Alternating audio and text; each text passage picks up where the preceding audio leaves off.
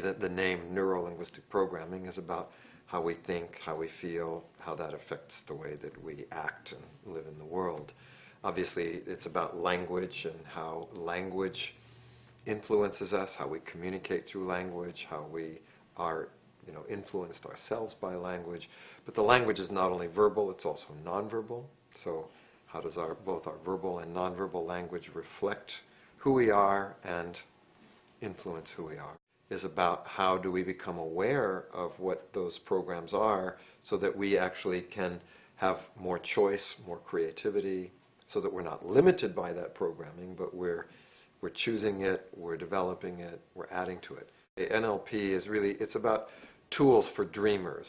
What I mean by that is it's how do I make my dreams become a reality? How do I have a vision, a goal, and make that come into my present reality? So NLP is a lot about tools. NLP from its very beginning was always very solution focused. NLP has a whole range of tools on many different levels. And I think that's part of what NLP brings. What I find is that other types of coaching tools, they're a toolbox that is very effective for a certain level or for a certain aspect. But I think what NLP does is it can give us the whole range. NLP has been developed, in fact, by modeling people who do things effectively. So not only performers, but people who help performers. So therapists, modeling coaches, modeling leaders, And so the search in modeling is always about this question, what is the difference that makes the difference? To me, I think the key part of NLP is that these are tools that not just that only an expert can use, but everybody can use them. So as somebody going to an NLP coach, you're not just receiving coaching, you're receiving the tools too.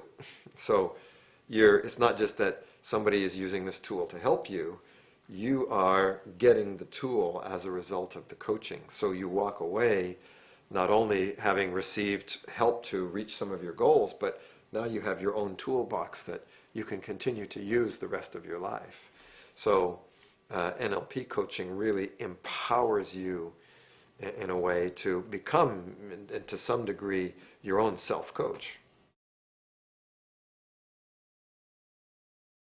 So a business is going to benefit because people will become empowered to have more and more tools.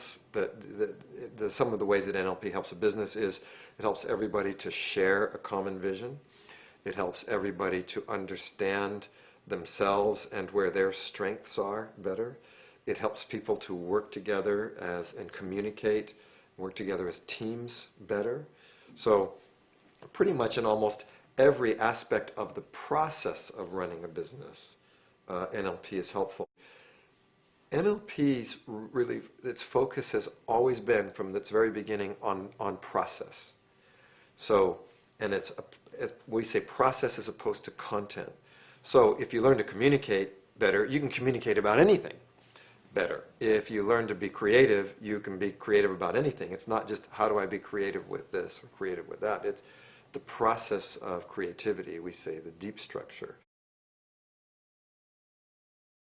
First is it helps to bring a credibility because there are standards of training, standards of application, standards of practice. Another thing that such a society can do is to help through networking. That is, people working together, sharing connections, sharing projects. There's an old saying that all of us are smarter than any one of us. So by bringing this together, we could say the same thing. All of us are more creative than one of us. Of, let's say, visibility, right? Because a group can have more visibility than one person.